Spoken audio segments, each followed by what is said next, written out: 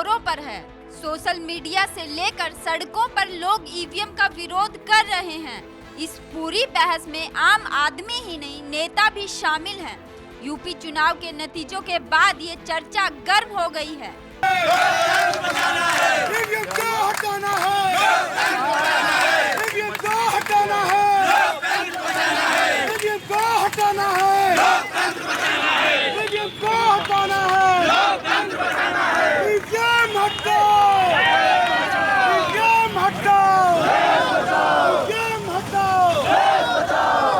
EVM पर सवाल पहली बार नहीं उठ रहे।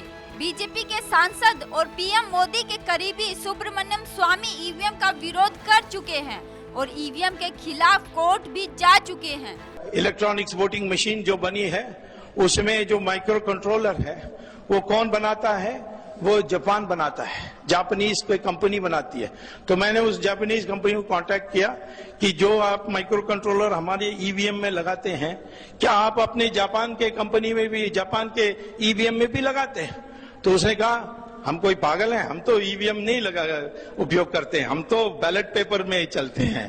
आपको आश्चर्य हो, जापान बैलेट पेपर में है, अमेरिका बैलेट पेपर में है, इंग्लैंड बैलेट पेपर में है, अब जर्मनी सुप्रीम कोर्ट के आदेश के बाद वो भी बैलेट पेपर है। सिर्फ हमारे देश में ये इलेक्ट्रॉनिक मशीन की उपयोग की जा रही है। तब भी जब मैंने कोर्ट में केस डाली तो हाई कोर्ट ने पूछा मुझसे, कोई ऐसा आप सुझाव दे सकते हैं कि मशीन का भी उपयोग हो और धांधली भी ना हो? तो मैंने उनको कहा कि जैसे एटीएम मशीन में आप पैसा लेते हैं तो रिसीट आती है, वैसे वोट के लिए बटन दबाने के बाद एक रिसीट आनी चाहिए जिसमें लिखा होना चाहिए किसको आपने दिया, किसको आपने बटन दबाया। और उस चिट को बाहर ले जाना नहीं चाहिए, उसको बगल में एक बॉक्स में ही डाल देना चाहिए। उस बॉक्स में डालने के बाद जब कोई विवाद आती है तो उसी की वो पर्चा की गिनती होगी, मशीन में दोबारा बटन नहीं दबाई जाएगी। बीजेपी के प्रवक्ता जीवीएल नरसिम्हा राव ईवीएम पर एक किताब भी लिख चुके हैं। उनकी यह किताब democracy at risk, can we trust our electronic voting machines 2010 में प्रकाशित हुई थी, जिसमें इलेक्ट्रॉनिक वोटिंग मशीन द्वारा की जाने वाली धोखाधड़ी का खुलासा किया गया है।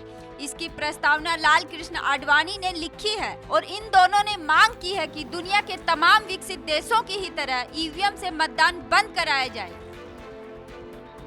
24 अप्रैल 2010 में 13 पार्टियों ने चुनाव आयोग को संयुक्त रूप से एक पत्र लिखा था।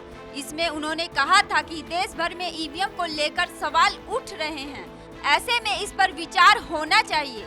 नेताओं की मांग थी कि चुनाव आयोग सभी पार्टियों की एक मीटिंग बुलाए और ईवीएम मशीन में होने वाली गड़बड़ी पर बात करे।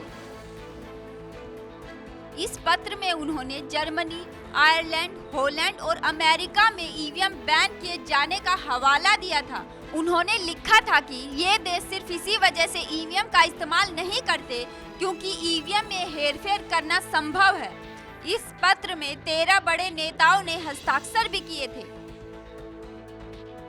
2012 में दिल्ली हाई कोर्ट और 2013 में सुप्रीम कोर्ट का भी फैसला आ चुका है कि ईवीएम से चुनाव निष्पक्ष नहीं हो सकता। यूपी चुनाव के नतीजे आने के बाद से ईवीएम का विरोध तेज हो गया है। लोग ईवीएम को लोकतंत्र के लिए खतरा बता रहे हैं और बैलेट पेपर से चुनाव की मांग की जा रही है। Bureau report, national Dastak.